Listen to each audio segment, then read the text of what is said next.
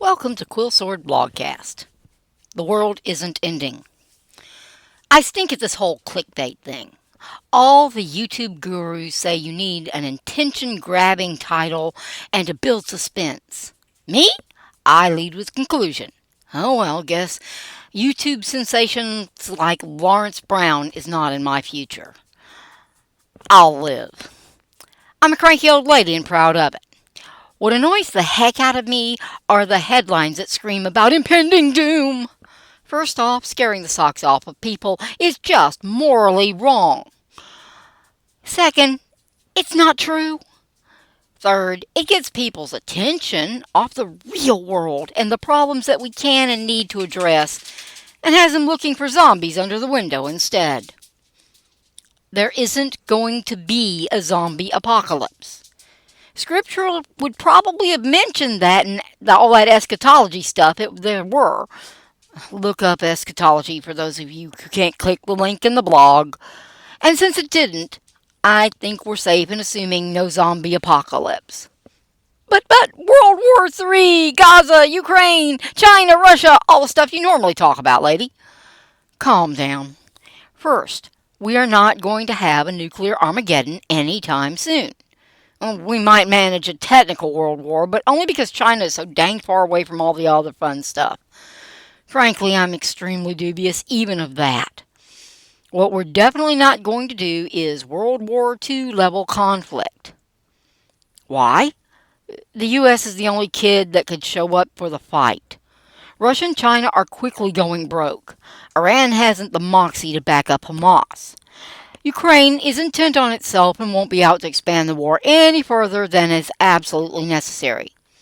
NATO EU isn't interested in mass warfare and will barely be able to handle its end of the NATO bargain, even if it did. The Middle East is rediscovering itself before it becomes more of a basket case. There's no one else to play with. Sure, I'm oversimplifying to a degree. It's a blog, not a dissertation. Y'all ain't paying for that much work. But in reality, the simple answer is usually the top card on the why are we doing this deck. The U.S. is quite capable of fighting a two-front war. We won't like it. The Pentagon will gripe. The media will naysay. All the other countries will get all upset. And whatever idiot actually went to war with us will cry a lot. But we can do it. No other entity can. NATO without the U.S. can't. No other security alliance can handle one front, let alone two. Russia can't. China can't. The entire Middle East can't. Africa can't even unify, let alone fight together. South and Central America have less chance of unification, let alone cooperating in a war, than Africa. Unless the penguins in Antarctica are a lot more militant than I think they are, we're out of possible playmates. Wars are like marriage. It takes two. The U.S. would have to have a civil war, a real one, to even pretend to have World War III. Sorry, but no World War III for you. Will there be wars? Yepers, those are ongoing. There are a lot of them. The media just doesn't pay attention to those that won't get masses of people riled up in America. Those wars are important, but they aren't going to set off World War III. People are suffering and people are dying. That matters. But it doesn't get nation-states to lob nukes. There's a lot going on. Welcome to a normal political world. And some of it is really impactful. None of it is nuke-tossing level, and none of it is likely to be as things stand today. October 23rd, 2023. Tomorrow? Can't promise, but so far we haven't managed to destroy the planet overnight, so I'm pretty confident that tomorrow will be just fine. Busy, messy, and probably a bit scary, but fine.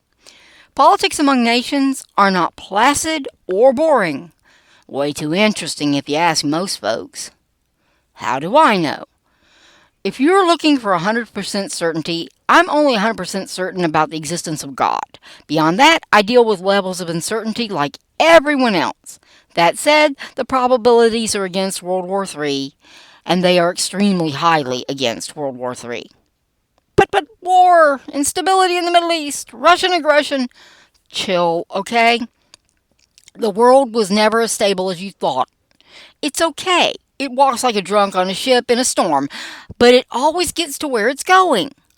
Humans only come in size imperfect, and that makes the world way more interesting than we may like it to be. But it also makes our systems fairly robust. Humans are nothing if not survivors. Resilience is bred into us and it's built into our political lives. Despite what the screeching media would have you believe, we are not a species out to destroy ourselves or our world. The crazies are not in the majority. Loud and annoying, yes. Majority, no. Come on, lady. You're not taking this seriously. Oh, I'm taking it seriously. There's a lot going on, and a lot of it can and will impact the U.S. What I'm not doing is what you've been taught to do your whole lives. I'm not treating every event or problem as a crisis that spells impending doom.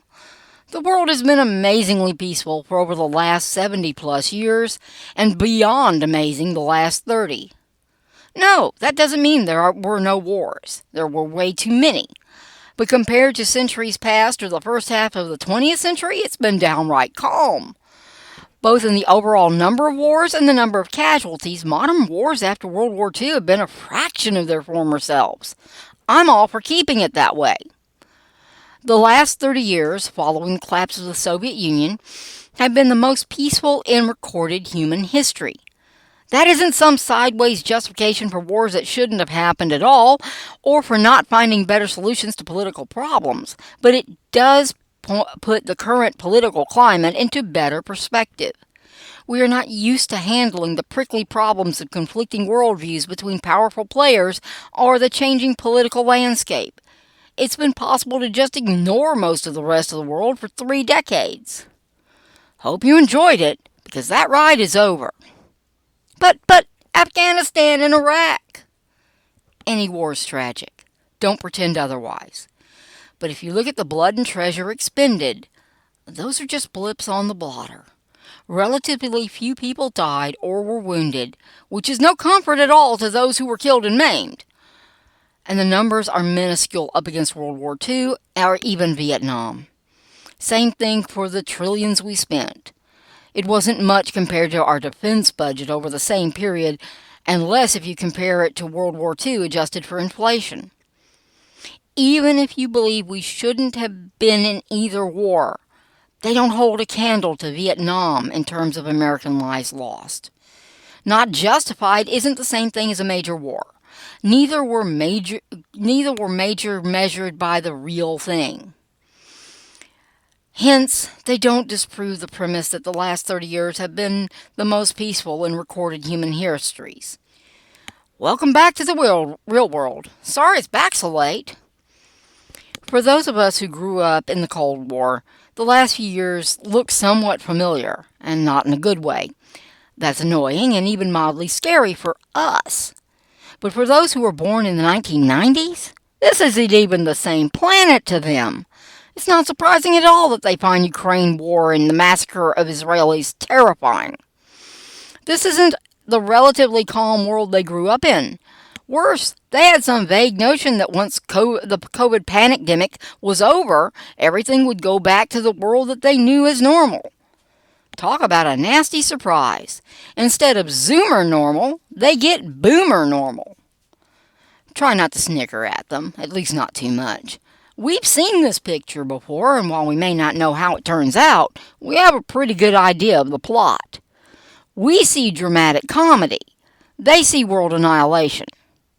Okay, it is funny when they think World War III is starting every other day, and a civil war is starting on the days in between. So, how do I know the world isn't ending? Simple. None of the actors capable of starting World War III are even remotely acting like they want that outcome. It's a game of chicken, sort of, being played over a safety pillow pit. The players look all mean and tough, but if you look down, they have plenty of padding to fall back on. Russia can declare victory and go home whenever they get the clue. No need to destroy the world. There will be another day to fight. This is why Putin couches his threats and pulls his punches with the West. He wants to win and will push as hard as he safely can, but he plans on landing softly. I know, it sounds ominous and dangerous, but Russia's done more damage to itself than to us. Yes, really. Putin has come as close as he dares to falling out of the safety zone. Now, the noise will remain scary, but the actions will stay in the safety zone because Putin doesn't want to destroy the world. I mean, imagine how bad that would look in the Russian history books. You can relax about Putin or Xi being bonkers. Total nutcases are easy to take out, usually by their own guards. If the guy with the gun that keeps you safe decides you are a threat to him and his family, things get ugly fast. Convincing a whole passel of thieves to carry out your orders to launch against the U.S. when they know full well that that spells death for everything they care about is a very tall order for a sane man. You can forget it if they think you're out of your mind. So no crazies get to start a nuclear war. I swear it's like they don't teach y'all anything in school. Oh, yeah, they didn't teach us a lot either. I get it. There's a lot of political noise, and it's being filtered by a media that feeds on controversy and crisis. It's hard for even those of us who know better not to get upset and scared. But 90% of what you hear on the news is just that, noise. Consider the source. The media's bread and butter is keeping you glued to their channel. Maybe don't trust everything you hear from the talking head crowd, especially not when they use the word crisis. There's no 100% certitude. Anyone can be wrong. But fortunately, probability doesn't hang around with outliers any more than it has to, and the extremely unlikely stuff rarely actually happens. Which is why grown-ups deal with the likely, not the remote possibility. Most of the stuff in life falls in the likely category, so worrying about the unlikely maybes is just an exercise in futility. You can waste your time with, but scary thing, if you want to, but I'm telling you, you're hurting yourself doing it. So now do the math yourself. How likely is it that any of the nation states you're concerned about are suicidal? Extremely unlikely. So why are you worrying about World War III? There's plenty of trouble in this old world without borrowing imaginary crises. There's more than enough that needs doing to make this old world a better place for your grandkids, our great-grands. There's a ton of stuff that needs doing yesterday to make sure the world you leave to your kids is no worse than the one that we left to you. You want to make a big difference? Start with the small stuff. Make the world a bit better just by holding the door for some poor guy with his hands full. You don't know. He might be president someday. Angels unawares, don't you know? But more than that, if you can't even handle little stuff, how are you going to handle the big stuff? Seems like I've heard that somewhere before. The world is not ending. You can take your head out of the sand now. A meaningful life is not a fearful life. There's plenty of things, big and small, for you to do to make this place better, and in so doing, giving your own life that much more meaning. No time like the present to get started.